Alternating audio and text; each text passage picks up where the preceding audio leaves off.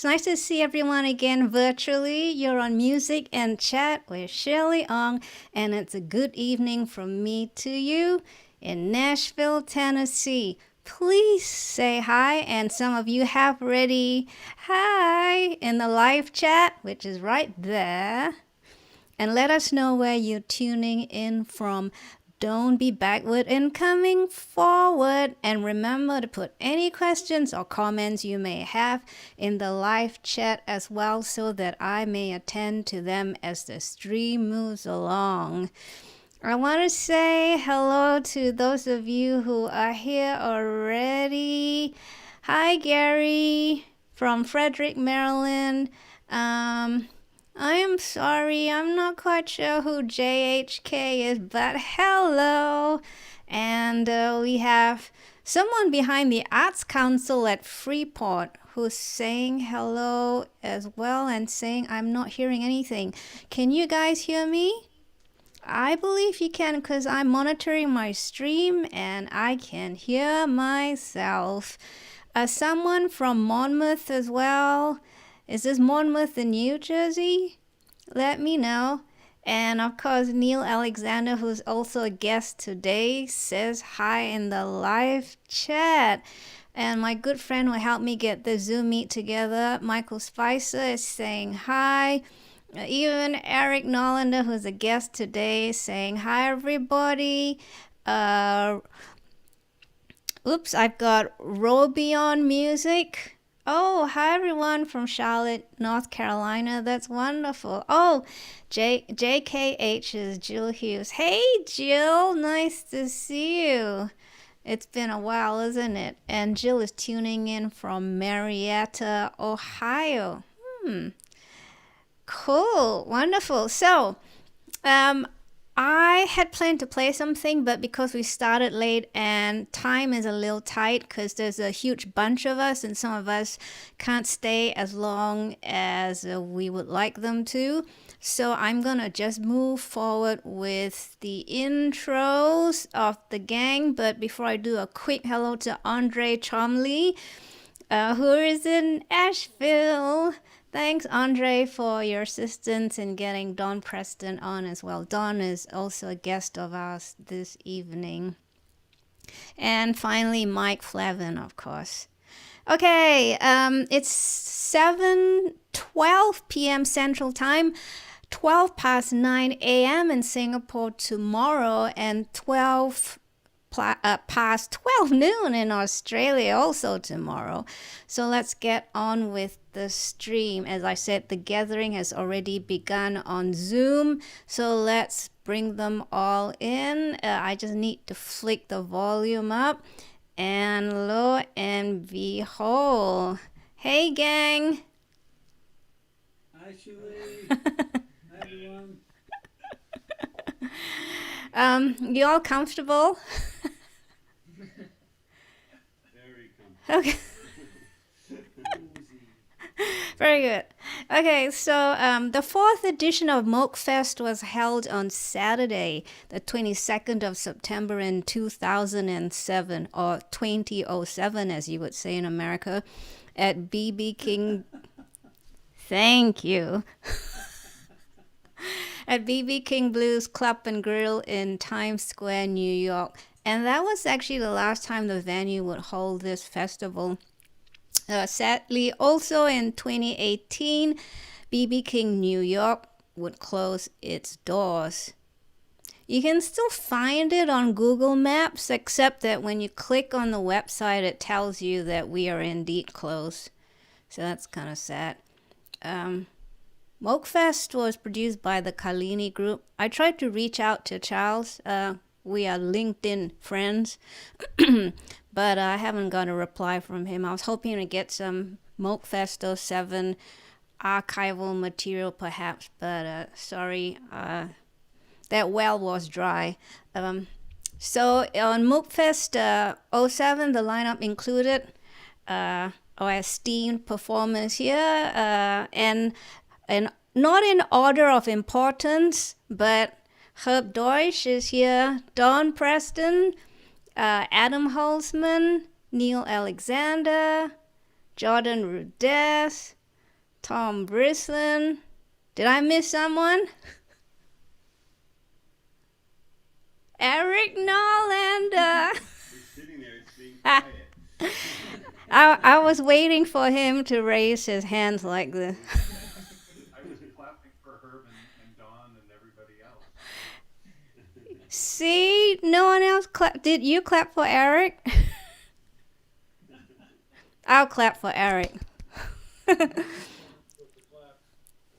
So guys, we were the last to perform at BB King, but yet there's little to nil documentation anyway. It's as though it never happened or we weren't actually there. It's kind of,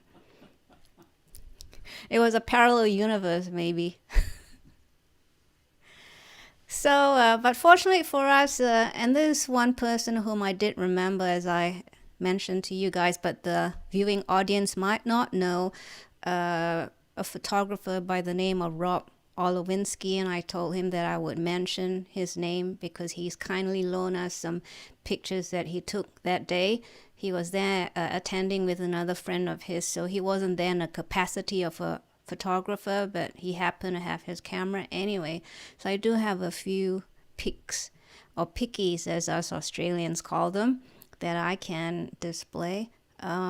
Of course, as you guys know, Jill Hughes, who is in the viewing audience, she was covering Moogfest07 for USA Prog Music.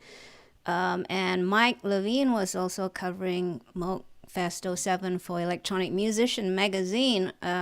Unfortunately, as you know, the way things go, the articles have vanished in this parallel universe that we've been talking about as well. So sorry, I tried my best to try and find as much material, but I could not. But I will show you some of the pictures that I do have. So while I switch my screen to the pictures, as I said, it's going to be a full screen for the viewing audience. You guys won't actually see it in the Zoom meet, but you can see it if you have another device running the live stream. Or when this whole thing is done, you can watch the replay because it will be recorded and stored on my YouTube channel. So don't worry.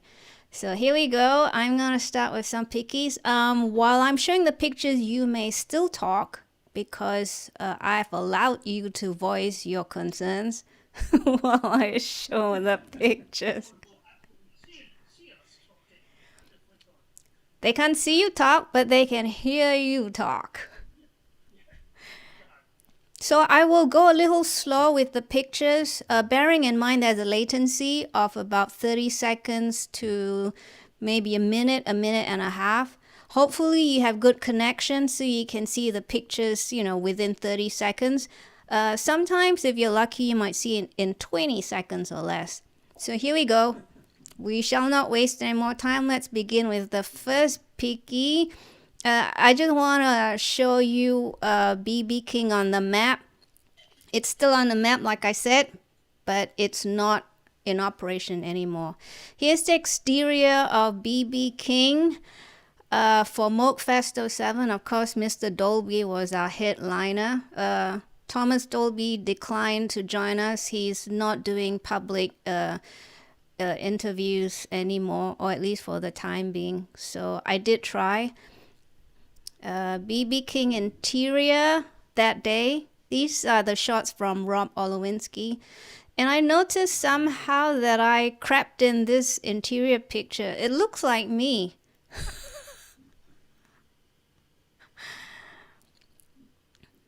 So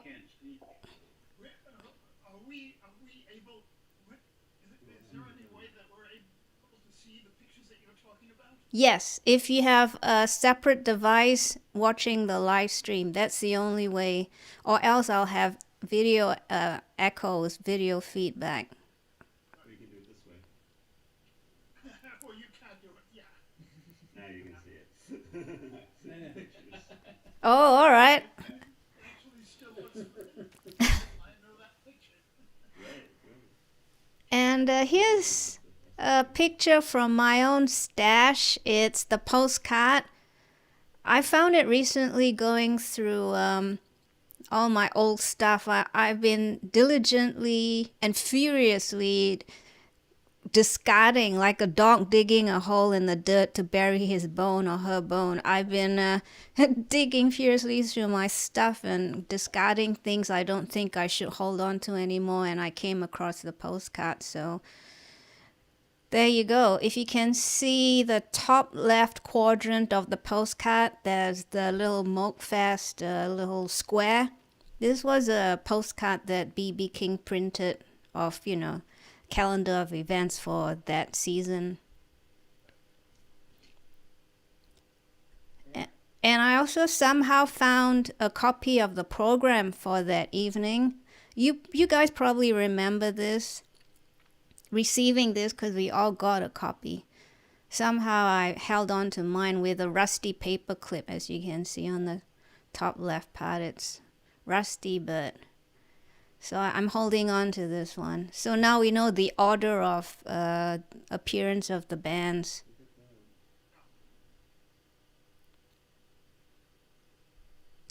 And you guys probably saw on Facebook the stage plot. Again, I don't recall how I got a copy of the stage plot, except that I'm pretty diligent about getting a copy of stage plots because of the theremin. I have to have a little space around it, and I need the stage crew to know no one can walk in front or around it. Otherwise, while I'm playing, otherwise they'll be playing my theremin. So I usually get a stage plot, but how I held on to this, I don't know. I very much enjoyed that stage plot, and it really brought back a great deal to me. I thought it was a wonderful thing to see. I have long had the full picture of the club, which I had on my wall in the university to show off to my students. But the stage plot was good, and I do remember that in that year, am I correct, Bob was still living, Bob Moog was still living or had just died? 2007. Bob passed away in 2005. Yeah, okay, he did, yeah, because I had been asked if I could do the introduction to that 2007 festival. All I did was say hello to people. I was not but I did perform the sort of like, I don't know, the second or third big act in the thing. We did perform when it was right after Neil, right after you performed, Neil. I think you had performed, and I think I sort of followed that, as I recall. Yeah. Yes. That's yes, correct. and of course you perform with the wonderful synth. Oh, that thing. Yeah. The dreaded keytar. It's Yes. the 80s all over again. Guitar. Maybe to like 25 modules. Yeah. So We played that tune of yours, Herb. I think it's called "Lost Your Number." Yes, you did. Right? Yeah. Yes, you did play "Lost My Number." Yeah. I lost your number. I lost my number. It's called "Lost Your Number." I've lost my mind, I think it's what it's called. So, hey folks, I realized that the audio has gone askew. I'm not getting your audio sent out to YouTube, and I'm not sure why. So, 1 second. These things happen. Let me check this again. Two Stick says he can hear us better now. Yeah, because my microphone is actually capturing what's coming out of the speaker. I did that on purpose so that in the meantime, while I'm trying to figure out what's gone wrong. I can't seem to see a solution immediately. So viewers out there, can you hear them clearly enough, though? Someone let me know, please, with a comment in the live chat. Thank you. Yeah, I'm not... Yes. Okay, good. Okay, good. Yeah, I'm not sure why.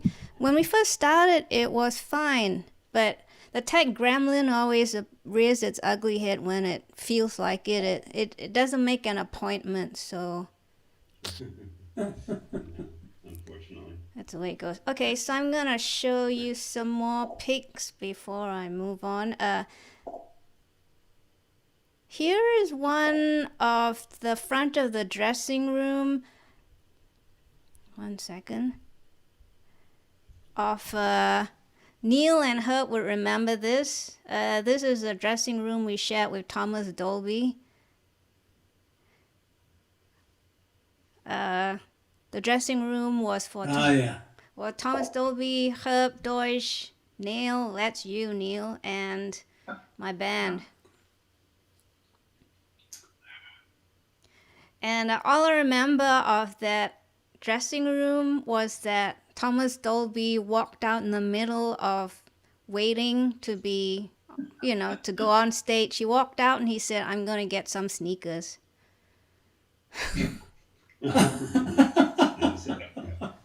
I kind of remember that. It was a little bit weird at that moment. I don't think I responded to it, but I do remember he walked out and he did eventually come back with some sneakers. Yes, he did.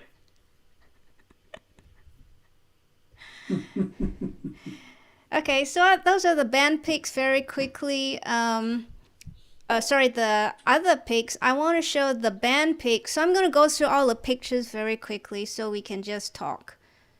Okay? So I'm going to go through the pictures according to the program in order of appearance. And my band and I were the opening. So this was me playing keys and theremin. Those were the two instruments I played. So the only Moog synth that I had was the theremin, really. This was Tom Brislin and his band Spiraling.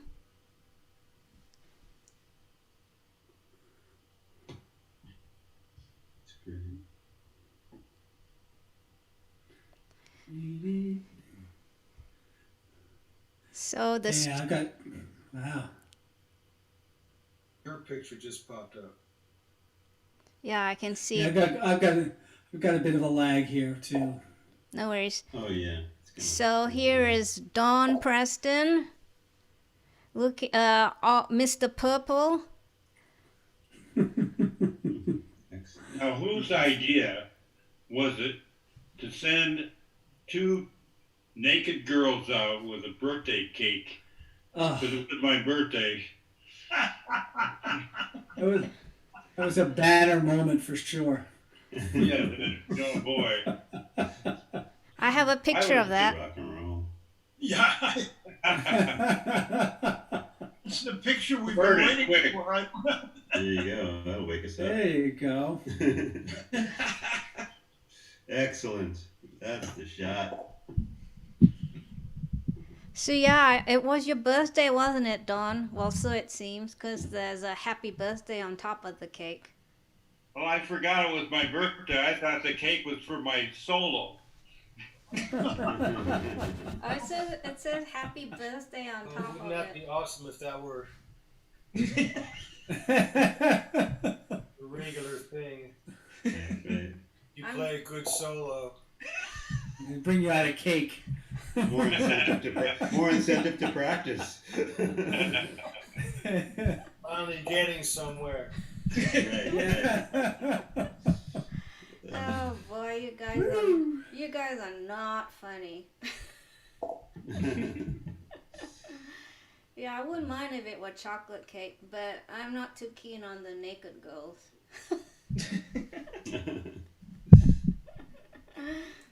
And then we have Adam and his lovely wife Jane. I haven't seen Jane since 2008. I think she was at Ether Music Fest, wasn't she, as well?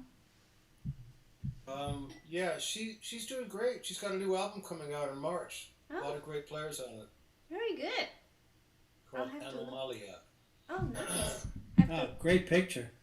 Oh, that's a nice picture. Yeah. I don't see it. I'm still with looking at the girls here. Turn the page, Adam. I Turn the have page. control over it. Just wait. Right, yeah, That's sure, right. right. Oh, that's not so bad. hmm Oh yeah. Okay. And I have a Some picture energy of, going on there. Yeah. and I have a picture of almost the rest of the band who played with you, or the rest of the musicians who played with you.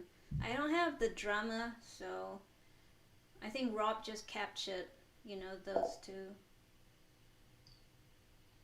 Drummer and another keyboard player, was it? Well, we backed up T, but the other drummer, I believe, for that gig was Scooter Warner. Ah. Who were your bass player and saxophonist? Aaron Hike on sax. He ended up on Letterman in the end, and Yeah, I know Aaron. let's see, Freddie Cash on bass. Nice. I've been playing with Freddie for ages. You know Freddie. You guys know Freddie. I haven't met And then him. we backed up T. I think after that. Right. So I do have a picture that you sent me, Adam, of T. Levitts, and viewers, you probably know that we had 3 other guests that night playing, Gershon Kingsley, T. Levitts, and our surprise performer Richard Lanehart, who played with Jordan. But sadly, these 3 have passed away, so maybe just a moment of silence in remembrance.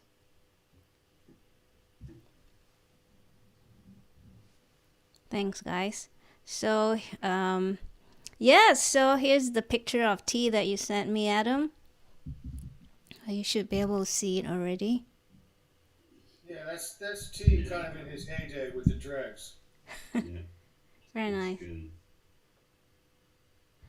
And of course, we have a picky of Neil with his guitar. It's a Roland. You can definitely burn those. You know what? They get a bad rap. They weren't so bad. Burn them. You should realize what it was to sell the damn thing. There's no use for them. If you're on a big stage and no one knows who's playing the solo, this way people know it's at least you. I mean, Kind of guarantees that they're pretty corny. Yeah, I'll give you that. But there was reasons to use them. Oh yeah. Well, I had a lot of fun with mine, and I used it almost exclusively for like 15 years until a friend of mine said, you really should think about going back to like a traditional rig. What was And, what was his I'm really reason? glad I did. Missing the orchestration aspect. Oh. When you have multiple instruments, you can do a lot of orchestration kind of stuff, which is like one of our abilities as keyboardists that we can do. And you can't do that from a guitar. Well, you can do it Yamaha one from a had single more keyboard. beats. It's required. It's still what you really need is to have a set of keyboards, because that of course adds to exactly what you were talking about, Neil. Right. You know. Adam, what were you going to say? I forgot. It's all right. Whatever. Something about the Yamaha keyboard with tiny keys. Oh, yeah, or well, the something? keys were more narrow, and so you could do some really wide intervallic stuff. And Chick even played one. He played some ridiculous shit on the. Yeah, no. So. I tried to, I split and layered that thing as much as I could. Oh, you played exclusively a guitar. That's a daring move. I'll give you that. Yeah. I always just jump on it for a minute and then dump it and then go back to the keyboards. That was definitely a Jan Hammer inspired move on my part. He's my one. Now you're talking about my hero. So. Yeah, well, A lot of us, I think. Excellent. So, Bruce Fowler does all of Jan Hammer's orchestrations, I think. sorry, say that again, Say it Don. again, Don? What? Bruce Fowler, who was a trombone player in the Mothers, has been doing a lot of his orchestrations. Jan Hammer. The Miami Vice stuff, you mean? Oh no, more recent, way more recent. More recent. Oh, I didn't know that. Okay. Yeah, he's got a couple of solo records out, but new relatively recent solos. But there's no horns or strings or anything on there, as far as I know. Yeah. You know, when I played with Jan Hammer many years ago, he hired me because he only wanted to play the guitar. This is when I was like working at Chord way back when. So he found me. He said, "Jordan, you come play keyboards with me. You play all the orchestrations. I'm just going to play the guitar." And so he shredded on the thing. It was amazing. One day we were rehearsing, and I played a little bit of like a pitch wheel lead, and he was like, "Don't do that. Like, only I'm allowed to do that." Damn. You should mention that who was on drums on that gig, Jordan? That was, Tony Williams. Tony Williams. Yep. And Fernando Saunders on bass. Yeah, I mean, come on. Woo! How many people were at that show? How many people saw that band? We played about 8 shows around different places around the country. And we played the Montreal Jazz Festival, I think it was, which was the biggest show of that small tour. We also played the Bottom Line, I remember, in New York City. There. Right? That was pretty fun. Yeah, I remember. Great. Very quick funny story. So we show up at the airport one day, and Jan Hammer's basically in sandals and shorts and a t-shirt, and I'm dressed casually. Tony Williams comes, and he's dressed in a beautiful 3-piece suit, like looking like $1 million. Yeah, old to school. just get on a plane. So I happened to say to him, like, "Tony, you're all dressed up. Why?" He was like, "Well, when I was really, really young, we were playing gigs, and I was number 1 black, number 2 underage. So in order for him to show up somewhere and even be let in the club, let alone be respected, he had to look like he was really, together." Yeah. So that was just something he always got used to. He would dress like that whenever traveling, flying anywhere, and it just never changed. Wow. But the difference between him and Jan Hammer, who was literally wearing the silliest looking shorts and sandals to the airport. You have socks on? No socks. It was like ultra casual, Wow. So that was the band. I think Fernando and I were somewhere in between. Interesting days. Wild. Yeah. So I didn't even learn who Tony Williams was until a few gigs in. Somebody said, "Do you know who that is?" Wow. "Do you know who that is in the drums?" That's a little bit out there. That's a little bit out there, but okay, Yeah, we'll let you pass on that, but that's. I was just not a kind of weird. jazz fusion guy. I didn't know. I had to be educated to that. Well, he was jazz rock, though. He pretty much invented jazz rock even before Bitches Brew. Oh, yeah. Tony Williams' lifetime, the original one with Larry Young on organ and John McLaughlin on guitar. That was the first. Right. Yeah. 1968. Great group. Was it 68? I thought it was 69. 67, I think, maybe. I got to look it up. Emergency, the first one. I think it's the first one. Yeah, Emergency was the first one. I'll check real quick. It's definitely late 60s. And they played so loud that the engineers did not know how to record them. They didn't know how to record it, and so the record stuff was distorted and stuff. Yeah, that's terrible. They couldn't contain it. Well, it's a vibe still. Absolutely. well, we have more pictures, and let me see. So we have seen Neil with his guitar, which is what started all this conversation. And of course, Neil played with Herb. So I got a picky of them too.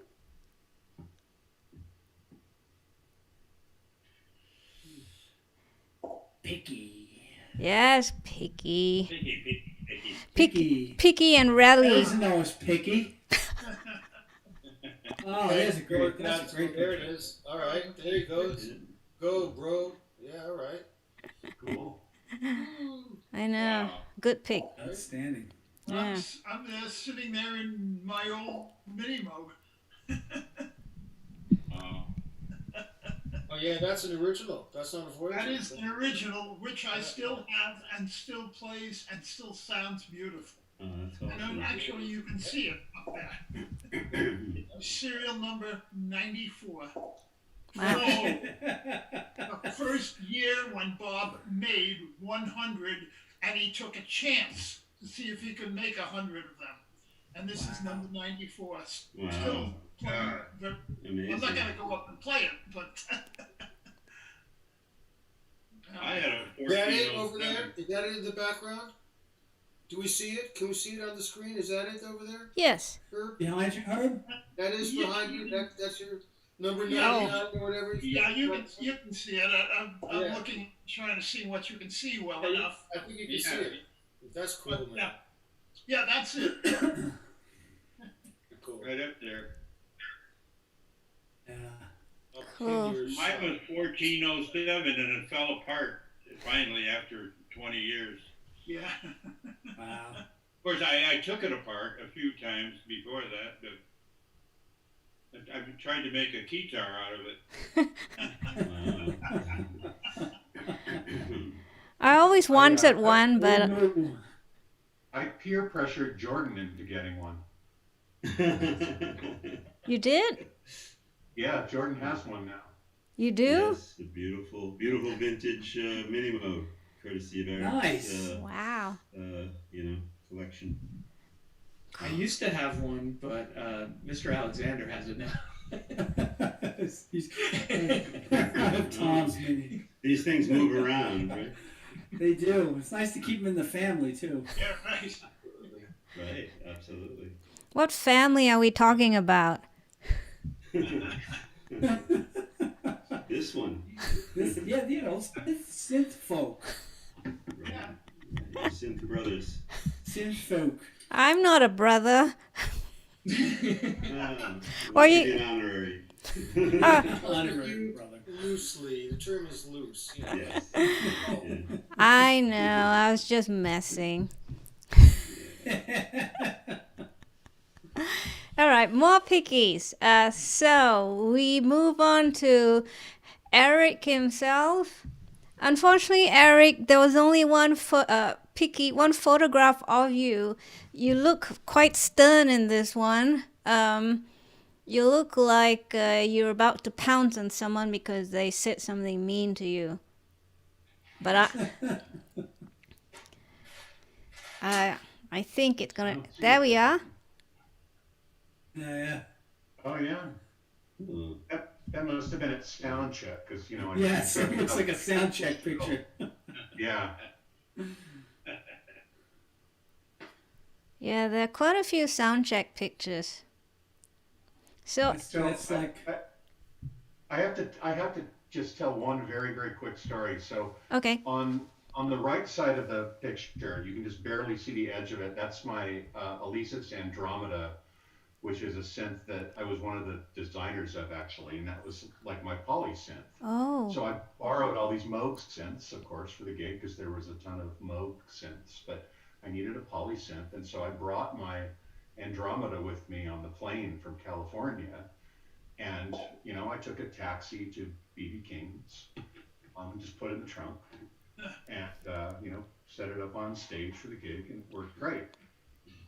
But when it was time to leave, by the time the show was over and we were all done hanging out backstage, it was like 1 in the middle of Manhattan, and everyone's, streets are crowded, everyone's walking around. I couldn't get a cab, so I'm standing out in front of BB King's with this flight case with my polysynth in it. And so I'm from California. I don't know anything about Manhattan. I mean, I've been there a bunch of times, but come on, I'm from California. So I'm standing there with my flight case at 1 o'clock in the morning in front of BB King's in Manhattan, and one of these like New York like bicycle taxi guys comes up. He's like, "Hey man, you need a taxi?" I'm like, "Well, I need to go back to the hotel. It's about a mile from here." He's like, "Yeah, I'll take you." I'm like, "Yeah, but I've got this keyboard in a flight case. It's like 80 pounds. No problem, man. I'll just put it in the back in the basket." And so he puts like the Andromeda like in the basket, of the bicycle taxi. So I'm sitting in the bicycle taxi like with the keyboard in the flight case, like kind of with one hand like holding on to one of the handles on it. It like going through Manhattan at 1 a.m, with thousands of people on the street. It's prime time then, I guess. And I'm thinking, this is a completely different world. Anyway, that was my Very funny image. experience. Bring up the normal. picture of that. It's all normal. I have a picture of that somewhere. I'm gonna have to pull it out. Excellent. We didn't have iPhones back then, but I had like a little flip phone camera. That's a classic New York story. It's a classic New York story. If you had known, though, you just could have dragged your flight case over to 8th Avenue on the corner and gotten a cab going uptown pretty quick, probably. See, I didn't know that. That's right. You was. Yeah. I probably also could have had the bicycle taxi stop for a Sabret's. Could have had, like a nice, hot dog. I don't know what that is called. I didn't know about this then, but I played BB King's a couple of times since that gig, and I learned all about culture. What are you gonna do? All right, you may resume the normal program. That was very interesting. So it got back safely then, I assume, by the sounds of it. Yeah, good. There you go. Yeah, it's actually, you can see it. It's right back there, up to the other side of the module, leaning against the wall. That's the one. Ah, I'm yeah. pointing at it now. Yeah. That's it. Cool. You have no idea where that keyboard has been. It's all kinds of strange places. Does it still work? It does. Okay. Awesome. Yeah. What is that modular synth behind you? That is a 1967 modular Moog. Oh, it is. It's built into a flight case. Oh, I see that now. Yeah. Wow. Wow. Yeah, it's 22 oscillators, 5 filters, and a bunch of envelopes and VCAs and fixed filter banks and all that kind of stuff. Wow. So. 22 oscillators, you say? 22 oscillators, yes. Wow. Okay. I couldn't bring that to Moogfest. It didn't send me. Could have put that in your pedicab. Right. That'd be a good trick. Yeah. I could have wheeled that over to 8th Avenue. Yeah, right. Wow. Cool. Thanks, Erik, for that story. So who's next on my list? Jordan, we have a picture of you smiling. That's a good sign. Smiling is good. And then with you and, of course, Richard.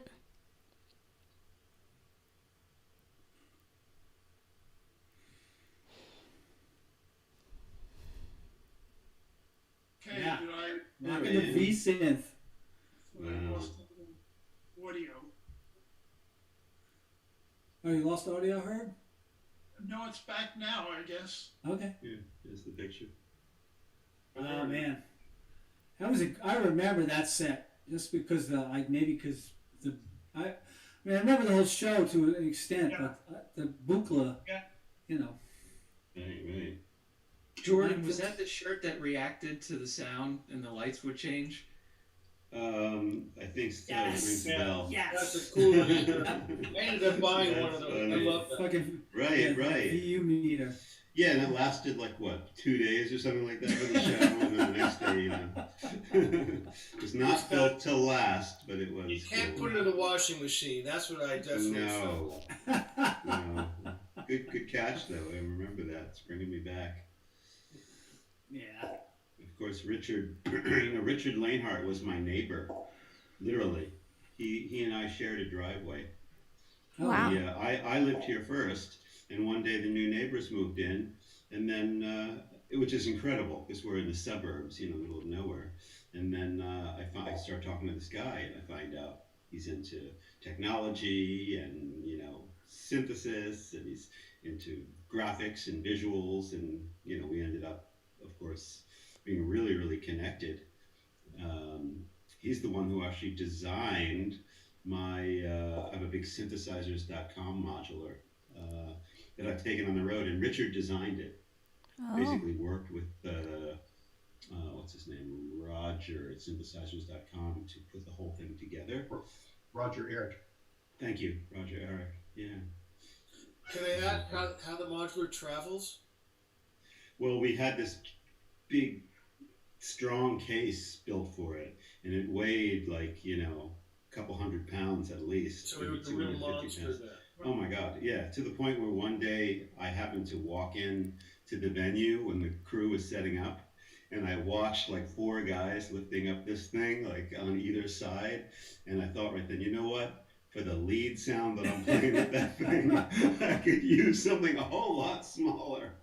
So I told my tour manager, I said, you know what? This is the last time. It looked cool, there's no doubt, but no.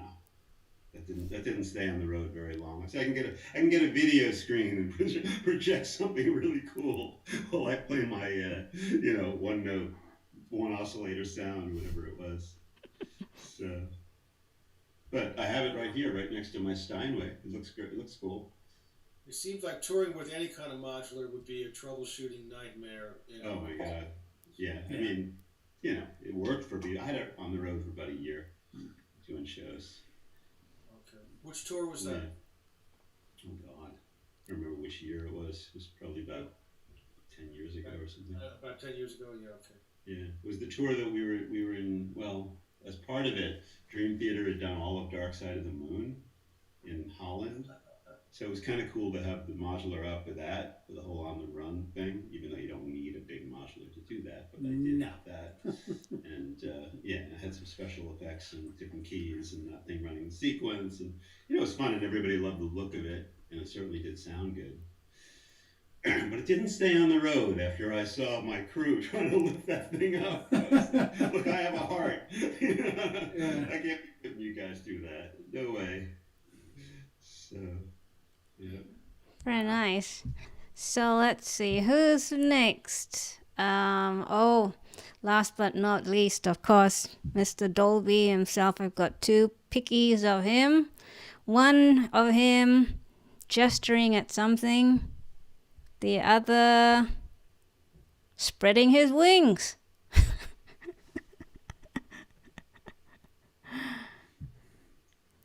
It's a pity. I actually asked if he would like to record, just a little video of himself saying hello to everybody with his cell phone, but it didn't happen, so that would have been nice. Yeah. Yeah, I think he had technical trouble at that gig. Yeah. Didn't he stop in the middle of a set and his rig crashed or his computer crashed? Yeah, something like that. Hey, Neil, could you move further back from your mic? You're distorting a bit. Yeah, okay. Oh, okay, sure. Sorry. Oh, no. I just wanted you to be heard clearly. Yeah, no, I can I'll just bring down the trim on the interface a little bit. That's good. That should help. Mm-hmm. Yeah, I think he did have some technical problems, even though he had the most time to set up, but he had a lot of gear. Didn't he have something like 9 pieces of equipment, or no, 21 pieces or something like that? I don't know. Well, but also in 2007, I think computers were not yet as robust as they are, as we've come to expect from them. So I know I wouldn't use a computer on stage really before 2012. I just wasn't comfortable. Agreed. I wasn't comfortable until around then either. I had interviewed Thomas Dolby for Keyboard Magazine and saw the rig that he was touring with, and he had these old Power Mac G5 towers rack mounted, and I was like, no way. That is bravery. But he had been very, sort of primitive touchscreen monitors that were mounted on his controller. And there was no main stage yet. I don't think, not a really stable version. So he was using Logic and trying to access the tracks and stuff with it, like probably, first generation touchscreen monitors, and it's amazing that when I saw him, it was at Joe's Pub, and it actually worked out great. But I could see where that thing could take a left turn at any moment. Did you ask him about the PPG wave? I did not know. Was he? I don't think he had any of that. Right, that was what he did blinded and everything with PPG wave system. Anyway, whatever. It's an obscure system. Very cool. Mm. Yeah. Waldorf, right? Became Waldorf later, yeah. Same Wolfgang Paul. Yeah. Okay, that's cool. Nice. Well, we're done with the band pictures, so now on to some questions. And I'm keeping my eye on the time because I know most of you have things to do as well. So, viewers, I have seen a lot of comments happening, but I have not been keeping an eye on them because I've been trying to make sure that I can see you and hear you and all that kind of stuff. So I will scroll through them in a minute, but I have a few questions of my own which I think our viewers would be interested to know answers to. And one of the first one would be, can you recall what pieces you played at Moogfest? And I'll start with I'll get your answers in order of appearance. So since I was the opening act, I'll start first, and I'll say I played 2 Recalcitrants and New Gentiles from my first and second album. So I think Sorry? Oh, I thought I heard someone speak. So the next person was Tom and Spiraling. Do you remember what pieces you played? We played one song from our Transmitter album called Living Proof, and then I think we did another one from an album that hadn't come out yet, Time Travel Made Easy. I was just trying to find which ones had the most Moog. Yeah. We were like a power pop band, and it was mostly song-based stuff, but here it was Moogfest, so we adjusted the arrangements a little bit so we could do a little bit more with the Little Fatty that just come out, I think, at that time. I think, yeah, the Little Fatty came out, was it the year before, wasn't it, Jordan? Because 2004, you performed at Moogfest as well, and that was the year that I think you mentioned you were trying to, or at least the fest was trying to promote the Little Fatty. Right. Wasn't it? I'm actually looking at that instrument, yeah. Yeah. So, do you remember which Moog synths you had, Tom? There was a Little Fatty there. Right. I used, that was, I don't know who it belonged to, but it wasn't mine. And I just, and that was the beauty of it. I could just get up there and customize something really quick. And we just hit it. Could have been a Moog Music Little Fatty. Could be. I can't remember. So that was the only Moog synth you had, or that you used? Yeah, I was playing otherwise piano and organ stuff. Yeah. Thanks, Thomas. Dawn, you were the act that followed Tom and Spiraling. Do you recall what pieces you played and what Moog synths you used? We can't hear you. Did you mute yourself? Yes, you are muted. Can you unmute yourself, please? Somehow, if you know where it is. If not, let us know. We will assist. No, still muted.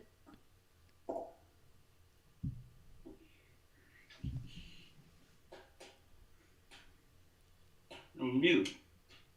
Still muted. Now it's muted again. Has this happened to you? Everyone who Zooms.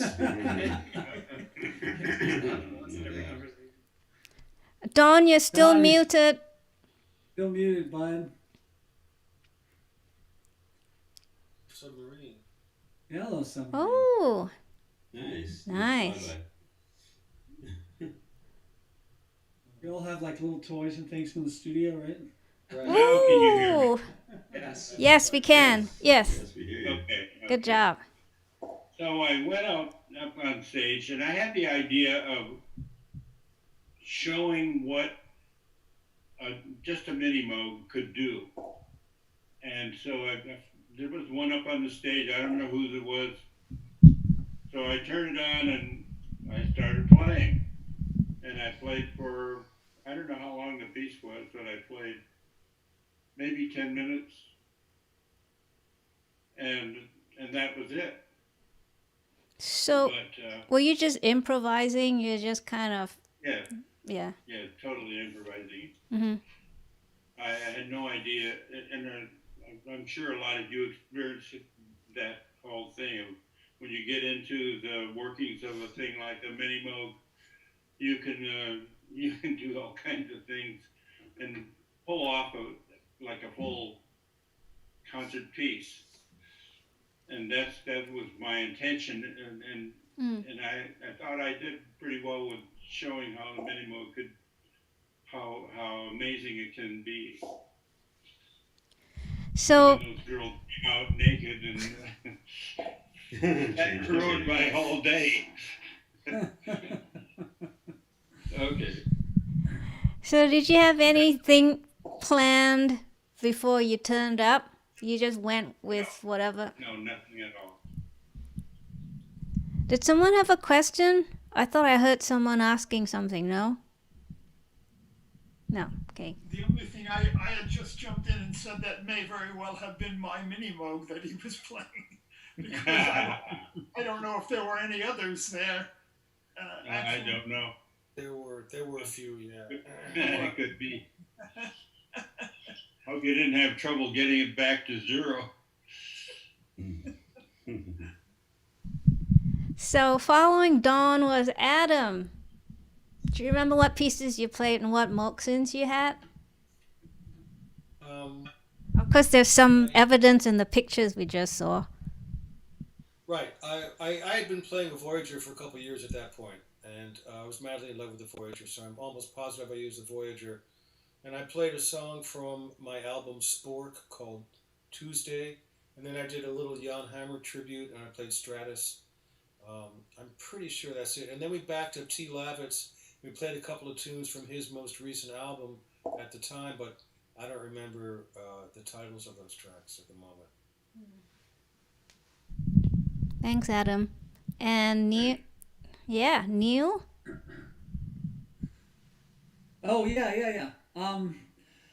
I had this group called Nail, which is now in its 21st year, I think, something like that. So we had a record just come out in 2007, and we played one of the tunes off that record called At the Water's Edge. And I added, in the middle of it, I added a Keith Emerson style Moog freakout on a Voyager that I had borrowed from a friend. So I just set up like a kind of ring mod patch and went crazy for like a minute in the middle of the song. And then we brought Herb out, and we did a piece that I had written as a duet for Herb and I to play called Way Back When. And then we played Herb's piece Lost Your Number. And it was great fun. Do you remember that, Herb? Super exciting.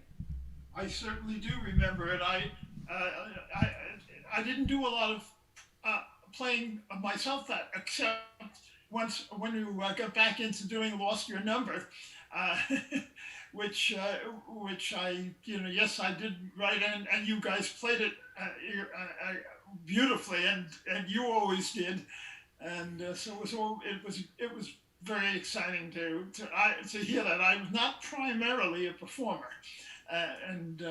It was fun. And of course, I say I'm not primarily a performer, but I never stop playing. So I think perhaps I am. I probably spent an hour this afternoon just sitting here playing my synthesizers, not even recording anything, just going from one instrument to another and enjoying it. And, just going back a lot of years. Bravo. Yeah. Yeah. To Bob Moog. Sure. Yeah. What a guy. Erik? Yeah, let's see. I opened with a piece called Neurosaur from my Threshold album. and I went into a piece called Trantor Station, also from the same album. That was my first solo album. That actually Keith Emerson was nice enough to write the liner notes for, which was a pretty huge honor. Wow. Is that yeah. from the Foundation trilogy? It's based on the Foundation trilogy. Right on, Adam. Right on. Okay. Yeah, well done. Then I did a little piano piece called Dream Currents, and I just played it on this crappy Kurzweil PC1, whatever they had there. But it just sounded so bad. I had my Moogfest07 phaser, whatever it's called, MF107 or something like that. So I ran it through the phase shifter, and it sounded, spacey and all that. So I did that for about a minute and a half, and then I closed with the theme to Space 1999, which is like something I've been doing for like the last. Well, I first released it in 1999, actually, that cover, and so this would have been like 8 years after that. So that was like a kind of super high energy, like kind of orchestral thing, and actually, I remember coming off stage, and Adam, who I just met for the first time, then complimented me on that track, and then which was super generous because I looked up to Adam as this like super high-end like fusion virtuoso guy. And then Adam, we played together last year or 2 years ago now at Progstock when Jane and Adam played, and my band Rocket Scientist played. And we actually opened with that same piece, and I think he complimented me on it again. So I have to just keep playing that piece because there you go. Something about it must grab me, I guess. I don't know. I guess so. Yeah, there you go. Anyway, I appreciate that, Adam. That was very cool of you and generous. Thank you. Thanks for the props. Well, there you go. I'm trying to remember what the theme from Space 1999 sounds like. I just can't recall right now.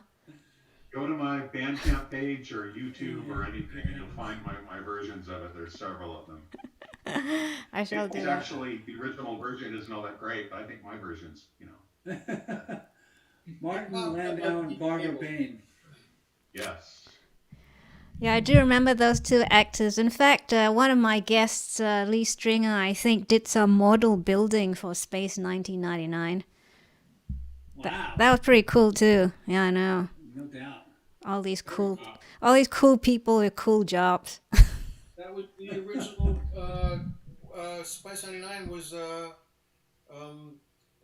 what's his name? The British animated marionette guy, right? That did Jerry Anderson. Yeah. That was his live action show. The sort of Star Trek vibe, then, kind of, right? Yep, exactly. Yeah, of course I knew him from Thunderbirds Go. Yeah. One more studio toy I have to show you. This is the best. Oh. Now we're talking. That's beautiful. So he first did a show called UFO, or UFO as they called it in England. I remember that show. Yeah, and that also had a cool theme. Yeah. And the composer was a guy named Barry Gray. And so Barry Gray wrote the theme to UFO and the theme to Space 1999. So I did the cover of Space 1999 in 1999. And then I got such a good response to it. So then I had to cover UFO after that. So I did a cover of that. Well, he was really into these cool like chromatic things and these kind of like chromatic line progressions, and it works really nice for like polysynth kind of playing. One thing, not many people know this, but two of my close friends were Louis and Bebe Barron. And I don't know how many of you people know who they are. Forbidden Planet. And I used to go there to borrow a film projector, which was in the garage. And in the garage was all this equipment that they used to create that score. Wow. And a bunch of they did a whole bunch of other stuff with electronic music, but that's one thing that everyone knows about. Are they still around? Sorry? Are they still around? Oh no, Louis died, and then Bebe died about. I think she died in '98 or somewhere around '98. Wow. All right. Yeah, they were definitely pioneers. Mm-hmm. Yeah. That soundtrack still holds up. If you see Forbidden Planet today, Oh, and yeah. you listen to it, you'd think like, that's some of the most amazing modular synth work. And it wasn't even a modular synth. It was like they're building crazy things big themselves. oscillators Yeah. and tape loops. Yeah, it was wonderful. What is the name of that film again, please? That you're Forbidden just- Planet. Right. Forbidden Planet. Yeah. Wasn't that like the first film to have an all-electronic score, I think? Yes, it was. Yeah. It was a big deal too. And they Yeah, did it the was a sound big deal. effect. Well, maybe it was the first big budget Hollywood movie that had an all electronic Yeah. score. Yeah.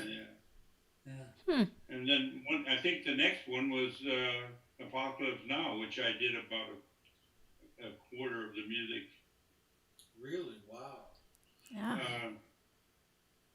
I didn't write the music. That's not that should be clear.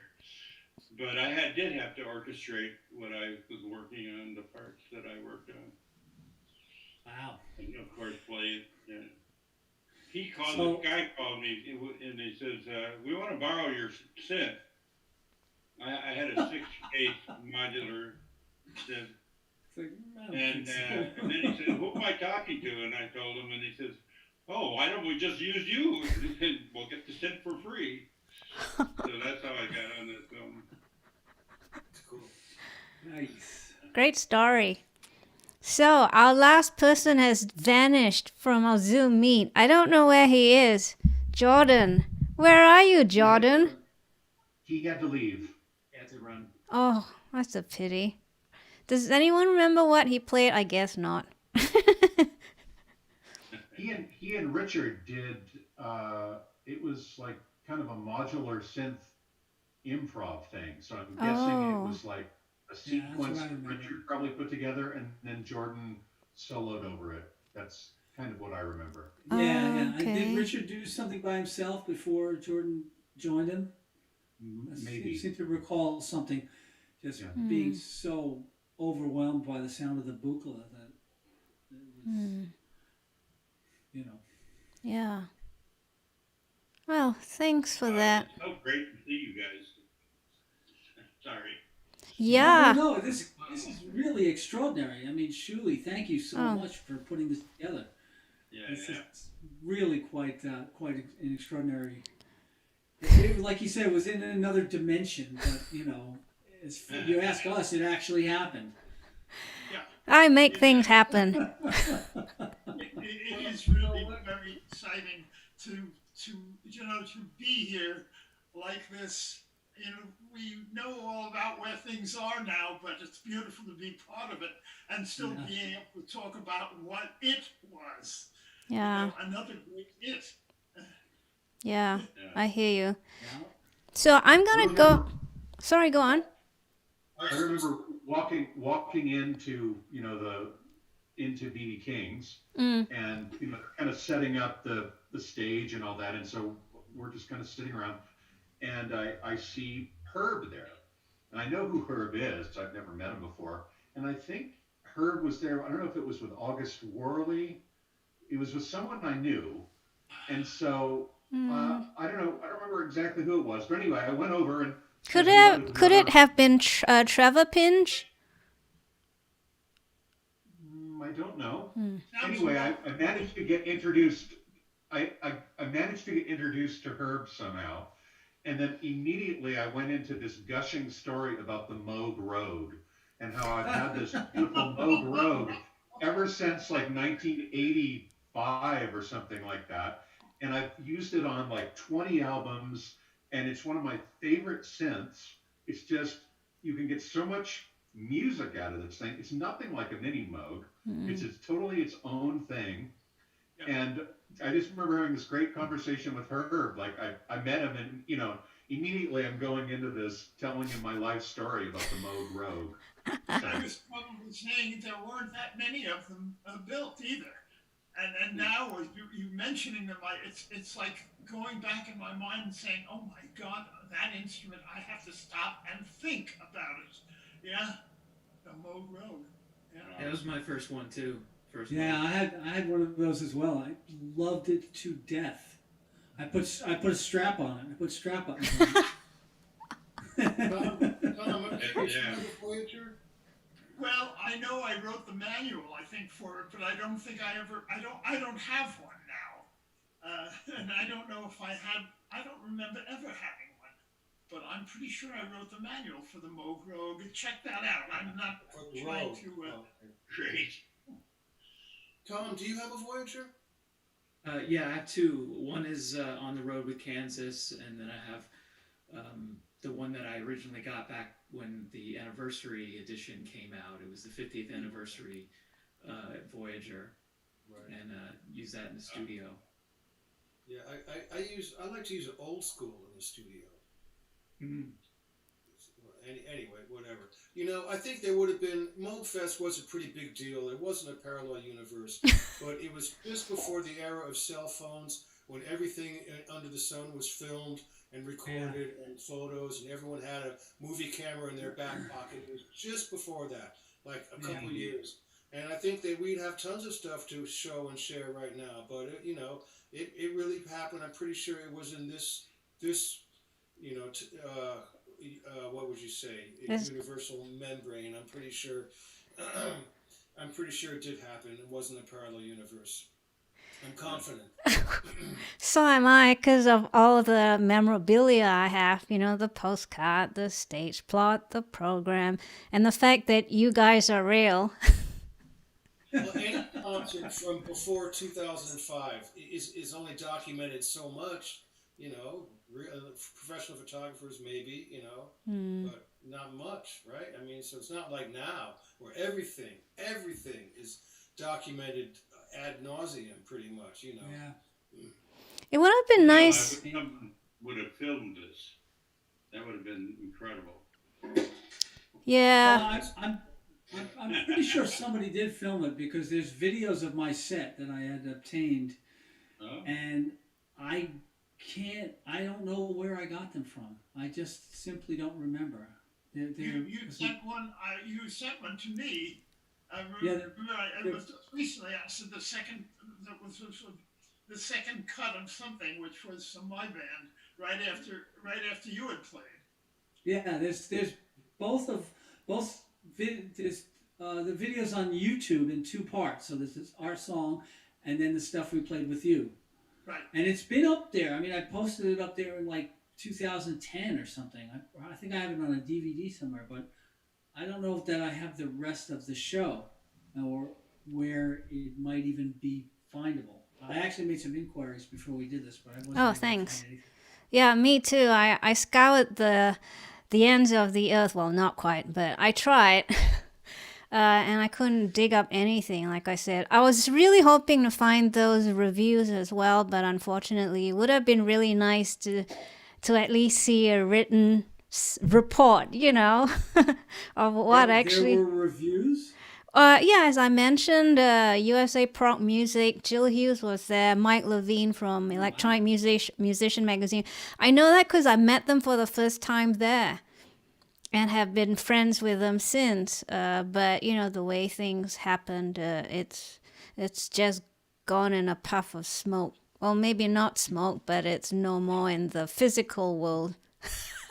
We're talking about worlds a lot today, but... So speaking of worlds and the real world, I do have an interesting question for those who are synth enthusiasts, or at least learning how to play a synth and how to grapple with the wheels. So my question for you guys is, how do you utilize your pitch bend and modulation wheels? Or maybe I should put it this way, which fingers do you use? For me, I'll start with me. For me, I'm so accustomed to using my thumb for pitch bend. But I noticed that some people use what I call the pointer, the finger that you point with, the pointer. You use that for pitch bend. I can't imagine me doing that because I think I'd get arthritis if I had to use my pointer for pitch bend. Of course, when it comes to modulation, I'm in trouble. Sometimes I kind of do the crossover with my pointer to help me out. So I'll start with Tom because that seems to be the way you guys are laid out now. Tom to my left, and then I'll go to Adam, and then I'll do the or do a cross. So Thomas. Yeah, I guess it has a lot to do with like the first synths that you get on and get accustomed to, and you develop the technique accordingly. You know, I'm from the spring-loaded generation, so you know, when Yamaha DXs were my first synths, and they had the spring-loaded wheel, and you learn how to handle that. And yeah, it's like I use my thumb. I like have to like grapple the side of the instrument and sort of get like some leverage on the thing. And it was later that I started getting into the Moogs that didn't have the springs on the pitch wheel, and it was like I had to adjust my technique to do it and be more, I had to be really sensitive about getting it back to the 0 point. And so, but yeah, it's interesting. Like if I encounter a synth that has a joystick or paddle, like my technique will change completely. I don't even, I start playing like using it for vibrato or something, whereas I'll do a lot more like pitch bending stuff with the wheels. We've had this conversation on many times, many occasions before, Thomas and I, about wheels or joystick. So I'm going to ask you again for the benefit of the viewing audience, wheels or joystick? I'm a wheels guy. Yeah, me too. I'm a wheels person. I've had to use a joystick. I had to borrow a Triton in Singapore, and it didn't take long for me to get accustomed to the joystick, but I'm still very much a wheels person as well. How about Adam? Very much a wheels person. I grew up on the Mini Moog, the original Mini Moog. So thumb on the mod wheel and forefinger on the pitch. And then you sort of grab the side of the Mini Moog. And I also, because I was used to the Mini Moog, which had a wide intervallic, I always set my pitch bend range to at least a fourth. That way you can do those fast kind of bends. This factory presets are almost always a whole step, which is useless. You got to travel half a mile just to get a whole step bend. So I always make a wider interval so you can do the quick bends, faster licks, quick bends. I suggest a fourth. Very nice. So it's wheels, right? Not joystick. Wheels, definitely. Yeah. Joysticks only in emergencies. I have another alternative, and that is pedals, because I had an original Mini Moog, and so I built a pedal, put a 9-volt battery in there, and hook it up so that when you press it down, it adds more voltage, and plug that into the filter. And I played this solo on Waka Jawaka, one of the albums from Zappa's, and Mo came over to Paul Beaver's studio, whom I don't know if you guys know of him. Sure. Beaver and Krause. Anyhow, he played this track of my solo for Bob, and Bob said, "You know what?" He says, "That's impossible. You can't do that on a Mini Moog." He didn't know I had built a pedal that would do, make the filter go open and close. Cool. So anyhow, the wheel is my preference actually, at least for filters. Good. So far, so good. Next, how about Herb? Well, you're talking about left-hand controllers, which is still what I still think of them as. And when I play now, I am still kind of using that first finger, not thumb, for left-hand controllers. But that really depends on what you're working for. If you're just working to control, if you're using the controller only to control the filter, it's a different thing generally. Anyway, I don't know, but that's it as far as I'm as far as I can say. I wish I were playing that much now. I play literally almost every day, but not out there playing with anyone. That's most of the time now that I'm out playing with bands, I'm playing piano, which is crazy because for 70 years I was a trumpet player. I always played. I mean, I took piano lessons starting when I was like 4 years old, but I never consider myself. I was never really a pianist. I loved the trumpet. And so now I'm still playing the piano with big bands, which is fine. It's nice to be working, but and playing. But I miss, I really miss playing a synthesizer. And just making a general remark, because I can't play with these big jazz bands. One day I brought in a synth. I think I brought in a mini Moog. They said, like, we don't really want to hear any of that stuff. Just play the piano. It's crazy, but the world is a little crazy, and we're living in it. What can I tell you? I have a similar experience. Whenever I play theremin, people around me say to me, "Oh, there's a piano there. Why don't you play us some piano?"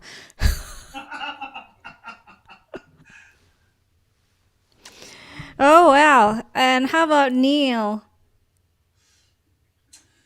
Just interestingly enough, I get the same. I like one of those kind of a little bit of an oddball where I insist on bringing a synthesizer to a straight ahead jazz gig, like all the time, and everyone just people that know me are used to it now. They're like, oh, well, if you call Neil, you're gonna get this. It's just.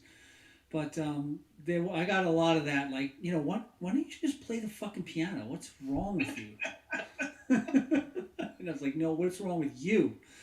But anyway, going back to the original, wheels the wheel is the gold standard. I mean, I always felt that. My first synthesizer was a micro Moog, so that had a ribbon, and I think I just used my index finger on the ribbon, but I wore a hole in it. And then your finger or the ribbon? The ribbon. Then I got a Moog Rogue, and finally had a wheel, and always the thumb on the wheel. Grab the side of the instrument and just manhandle that baby. And I agree with Adam. You have to set the pitch bend range to like a fourth at least. Anything smaller than that is not really usable. But joysticks. I always felt like, and also the Roland AX7, the keytar that I used to use was also a ribbon. But it was great because you could do like two-hand tapping. You could like tap on it like a guitar string, which you can't do on a wheel, obviously. So each left-hand controller setup has its own strengths and weaknesses. But I would always prefer a wheel if I could get my hands on one. Yay! So we have all wheels so far. How about Erik? Definitely wheels. And so the form it's kind of like when Baby Yoda uses the Force.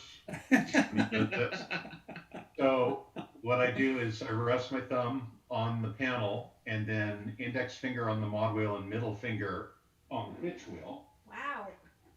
Actually, I have a keyboard here. So I was it's just like going to go like over that. and do that. Yeah. So Yeah. rest your thumb here, pitch wheel, mod wheel, and it's like muscle memory. I can just like go to any keyboard and it's use the Force, just like Baby Yoda. It's muscle memory. No matter what format you use, it ends up being muscle memory. Right. But what you're doing there looks a little freaky. I must say. It's supernatural, and middle finger for pitch bend. My fingers are always on the wheel, like when it's a mono synth. It's just like the normal position. Right. And as far as the range, if the synth can support it, I like to do a whole step up and then an octave down, because I think of it kind of like a guitar player. Octave down is nice. Guitar player can bend like up. that. Yeah, bend up a whole step. If you're David Gilmour, you bend up more. But up a whole step is kind of natural. But then if you have like a whammy bar, you can go down an octave or more. But then with the octave down, that kind of gives you the range that Adam and Neil were talking about, where if you want to do something a little more wide, I've actually in the last 10 years especially, I've kind of gotten into if I'm bending into a note, instead of like starting on the pitch and bending up, I'll actually start below the note with the bender down and then scoop into it. And I kind of find that it's a little more expressive for some reason. I don't know. I've tried. Can I take one point clear? When I say make it a range of a fourth, it's not for an effect. It's not so you can have a larger swoop. I keep almost all my patches a fourth. You learn that range. It's so you can do accurate whole step, major third. Jeff Beck will do a major third. He'll bend a major third almost. So you get used to all. So whole step, half step, whatever. All these bends become a musical technique that you have to master as well. And then you can do nose dive or something like that with an octave or something. But what I'm talking about, especially with the fourth, is to get I don't know a proper, almost like a violin technique where you get it as accurate as possible. Yeah, gotcha. and you know where the intervals are in there.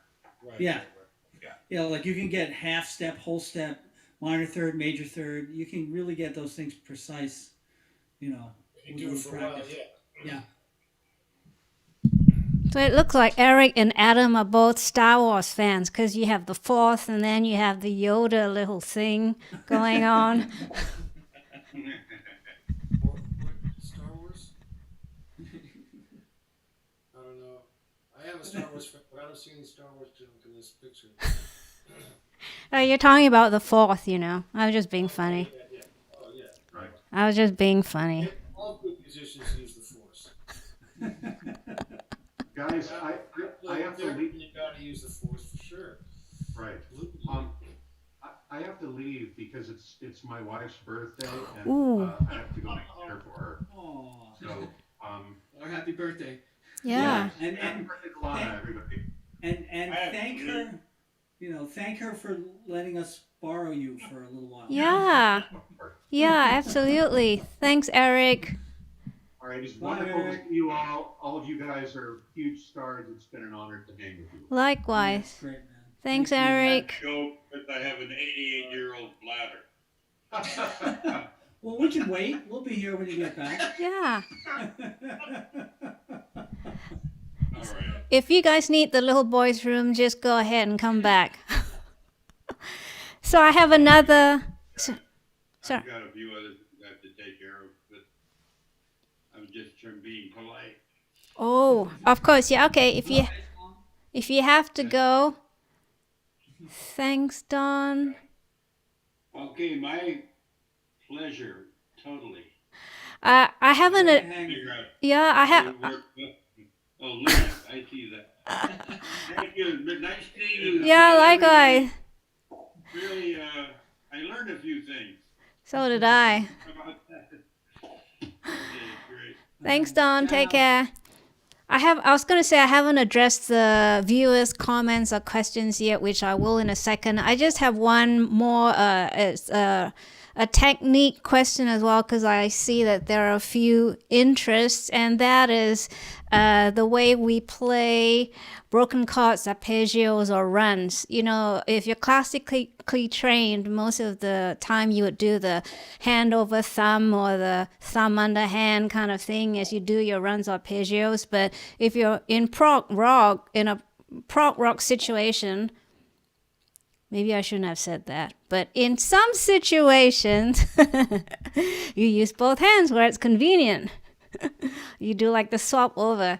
So how many of you do the swap over and how many of you take the classical way? Was that a clear question? It's context sensitive, right? Yeah, absolutely. It has to do with, if your left hand is doing something else. And you just do whatever. It's interesting though. You mentioned like using both hands together. I watch a lot of.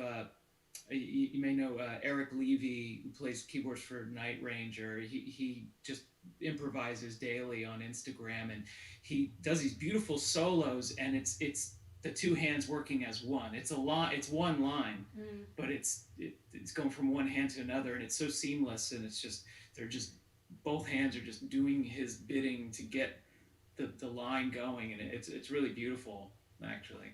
Just Sometimes you can get a smoother line with two hands.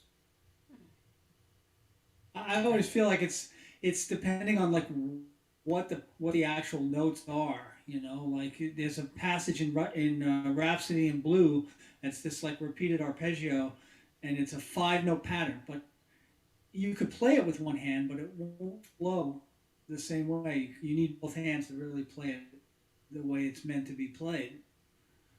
But you know, it's also like Tom says, it's context sensitive. It depends on what you're on, Exactly. what the part is. You know, what you're trying to. Choreography, everything. Yeah. Do you think that's got more drama when you're using both hands? Let's say if it's not context sensitive. If you had to make a decision based on, how good it looks, because it is entertainment after all, right? If you had to make a decision, would you go, well, I'm going to do both hands? Showbiz factor. That never even occurred to me. So, just trying to make the licks however way. Yeah, whatever way you can, the most efficient way possible. If you're twirling a drumstick with one hand while you're playing the one with the other, you gotta do what you gotta do. Yeah, I mean, if you chug a beer with one hand and dress or eat a sandwich. But I mean, if you're playing something with one hand and you can physically play it with one hand, and you're like, oh, what can I do with my other hand? I'll do something equally dramatic. And it always looks more dramatic to see both hands going in opposite directions. I know people even pay that much attention to us keyboard players. Yeah. Well, we got to force the issue, So Neil, do you practice your contrary motion scales a lot, just so that you can get them smooth? I do, actually. Among the many other things that I practice, yes, I do this contrary motion, like tritone, like C F sharp, C F sharp, C F sharp, C F sharp, kind of like going in opposite directions, and all variations of those kinds of things. I don't know. Do you guys make up your own exercises? Like I have written exercises, and I also make up my own exercises. Right? Yeah, there was something that's difficult, and then you work it.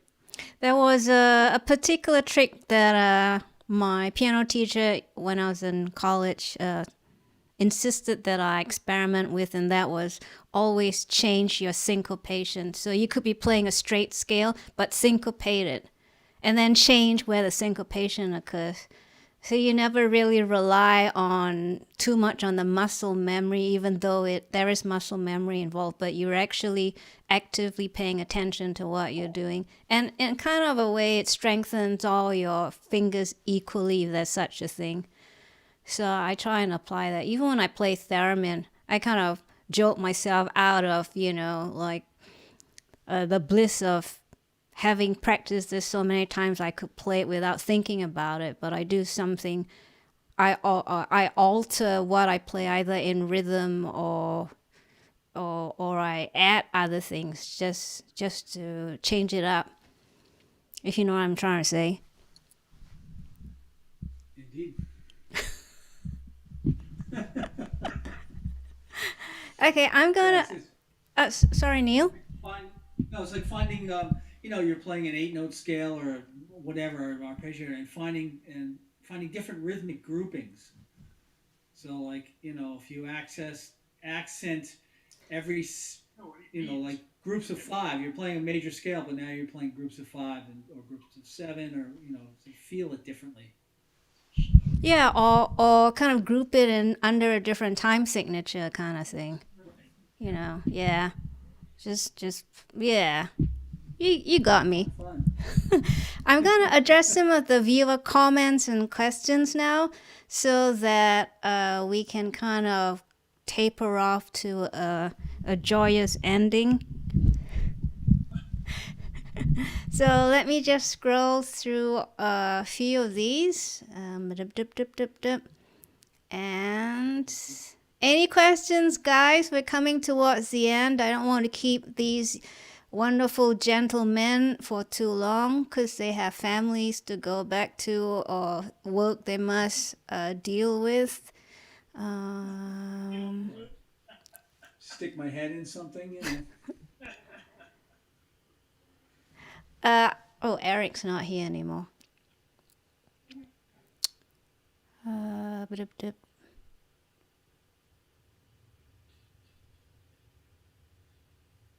Erik Norlander.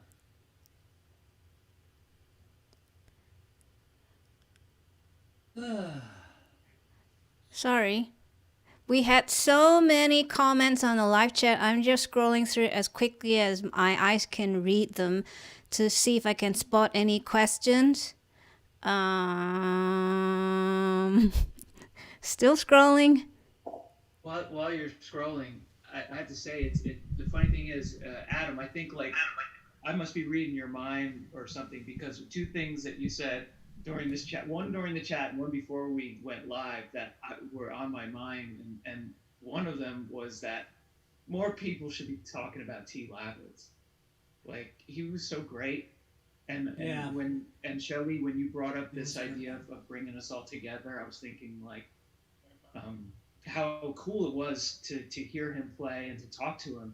And again, funny thing is, I was introduced to him first through the sound page in Keyboard Magazine, the little flexi record that came with. Right. Yeah, he had something on there, and then it was from there that I heard the dregs after. I had to go back further. But yeah, he was really great, and I just, anybody out who's watching and doesn't know much about him, check him out. He's awesome. So. He was at first, he was a good friend. He was a really funny guy, but also in a way he was a little bit like Jeff Beck, if I may be so bold, because he was coming at the jazz thing from kind of the rock side. But it had a different vibe, and I think that's anyway. He really had a foot in both camps, and so it was great hearing that brought into more of a rock context. He would do a McCoy Tyner piano solo in a song in like Assembly Line, for example, which would be a surprise. After all the heavy guitar stuff and things. So anyway, yeah, big fan. He they lost track of some of his solo albums though, so not that familiar with his later stuff. Anyway, I got to tour with him briefly. Was when I was in the Machine, and we did a Jazz is Dead tour. Oh wow! And I got to meet him, and I don't think we. Yeah, it's I think Billy Cobham started it. It's a group that does like these fusion cats that play Grateful Dead music. Oh, right. And, yeah, it was Billy Cobham. It was a thing. Jazz is Dead. They were a pretty big deal. Yeah. Yep. Yeah. So we toured with them. Billy wasn't on the gig, but I got to meet Jerry Goodman and T. Lavitz, and it was and T was a really interesting cat, man. We did some hanging, like T and came and hung with the band. He was quite the character. What I remember. Yeah, he was a real joker, but he had some real technique and chops, and I loved his jazz sensibility in the rock context was what I really liked about him. Well, folks, feeling. Okay, go ahead. I was thinking I probably will be leaving.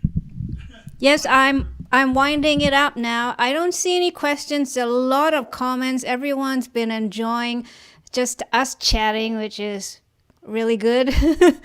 They've been watching us like we're a TV program, probably. Like, oh, let's turn on this channel and see what this gang's up to these days. But I do have a couple more pictures I do want to show you. And it is, hold on. Herb, of course, receiving the Moog Innovation Award. I believe Gershon Kingsley also received this award that night. Am I right? Yep. And in this, Yes. In this photo, he's with Mike Adams, president of Moog Music, and Michelle, executive director of the Bob Moog Foundation. I don't know if she was. The Bob Moog Foundation was up and running by 2007. So I'm not sure, but Michelle was there. Yeah. yeah, I don't remember whether the foundation was up and running at that point, but it probably was. yeah. I spoke to her last week, as you recall, and she mentioned it was up and running in 2006. Maybe not the way it is today, but at least it had been formalized by 2006. And in this photo, we have proof that she was actually there. There you go. And lastly, the picture of almost all of us. I think Tom and Sparling were doing merch. Jordan is there, Eric's there, Neil's there, Adam's there, and Jane next to him. Dolby is not there. Am I missing some Herbs there? Charles. Oh yeah, and I just realized is that John Hotop?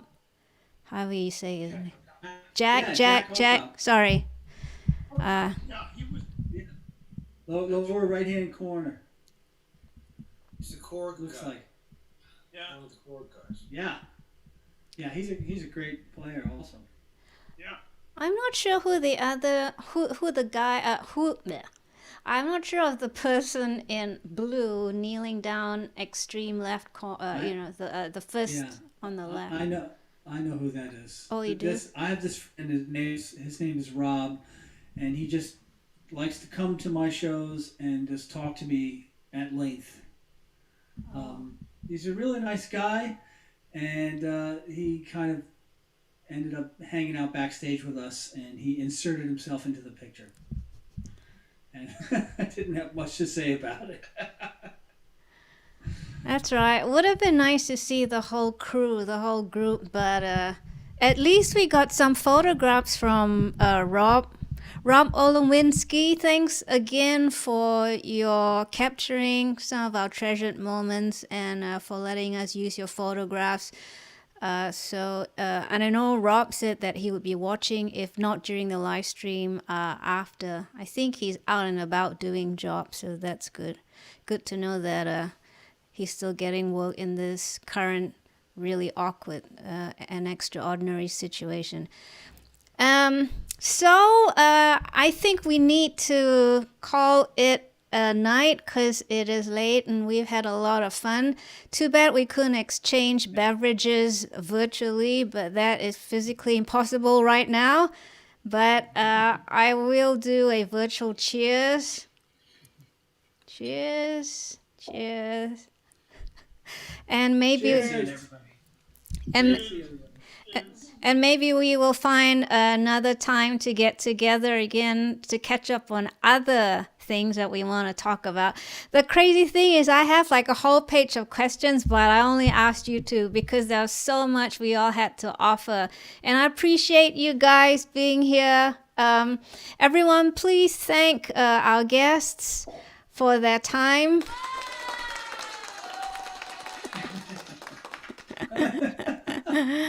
For cheering. Yes, they were cheering. Thank you for spending your precious time with us. It was, for me, great to see you all again as well. 14 years ago seems like it was, I don't know how else to put it. I'm kind of a little choked up by the emotions, I suppose, that this actually happened and I got to see your faces again and share the pictures that I found with you. But please say thanks again to Herb Deutsch, whoever is still hanging here. Herb Deutsch, Neil Alexander, Tom Brislin, Adam Holzman, and please give my regards to your families as well and thank them for allowing you to spend almost 2 hours with us. We wish you all the success and in your endeavors and wonderful adventures to you. Please, whoops, I hit my microphone. Please stay in touch with us, with me. And I'm going to try and find another occasion sometime down the road, maybe later, middle of this year sometime to get together with you guys again. Does that sound good? Sound good. Sounds great. Outstanding. Okay, then. See ya. Goodbye. Okay, so Great seeing everybody. yeah, likewise. You guys take care. Again, stay in touch, okay? Yep. Thank you. Great. Bye. Absolutely. Great to see y'all. I hit leave, but it didn't leave. I don't know. I'm pushing the meeting, but it's not. Oh dear. That was a fun time, wasn't it? Thanks y'all for being here. It's so good to see the familiar faces, and I wish I had a better hand on what was going on with the audio, but in the end I just pointed my microphone at my speaker so as not to have to halt this whole thing and start all over again, not being sure if it would work. I hope you all heard everyone clearly. I hope I did not upset my neighbors too much with the higher than usual volume on my speaker, but thanks. Let me see. I want to thank everyone. Hi, Jay Shankman. Nice to see you. Thanks. Gary, thanks. Paul DeMont, thanks. Jill, you the best. Thanks. Gary Alton, I didn't know you were here. Thanks. Who else is here? Mike Flavin. Hey, thanks. Who else is saying thanks here? Anyway, I'm gonna say thank you to you guys as well for your support for me in the form of recommendations, and also if you're into the tipping mode, I do have Venmo and PayPal me. I also have my Triangle EDM set for download and the collector's set, which includes a postcard from the very fateful day where I played at Moogfest07. If you want that collector's set, please let me know so I'll package it, because it'll be a physical item. My next episode will be, at least my guest will be our good friend Lee Stringer, who will return to chat more about visual effects supervising on movies, TV, and streaming platforms. As you recall, he worked on Battlestar Galactica, Iron Sky, Serenity, and so on and so forth. Lee is currently in the UK still, so we hope he's doing well. Let's see, I see and hear a lot of comments going on. I want to address them. So Tom left a message in the live chat. Thanks all. Thanks, Tom. Whoever's behind Monmouth 1 says thank you. Thank you. And Andre, hey Andre, couldn't have managed to get Don Preston on the live stream with us without your help, so thanks. And thanks, it was awesome. Thank you, Andre. Yes, Andre says thanks from all the synth heads as well.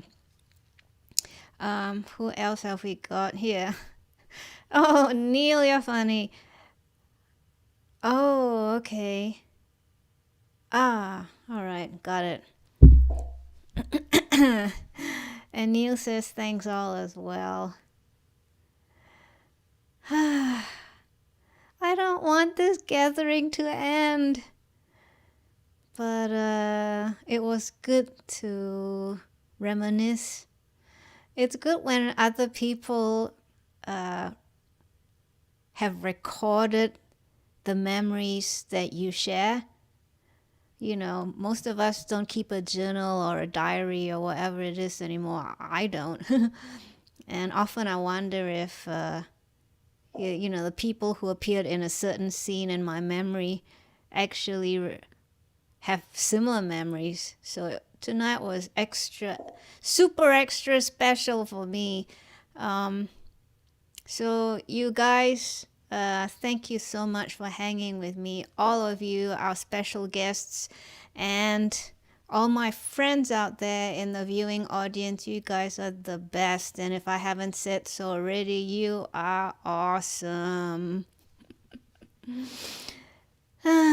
Sigh. So, awesome friends. Take care. Stay safe. And I'll see you at the next broadcast where I'll have VFX supervisor, model maker, and other etc. in Lee Stringer. So please come join me. I have other interesting guests coming up as well. And I hope you will spend your Saturday evenings with me on my live stream. So again, take care and stay safe. All right, then. I will see you very soon. Bye.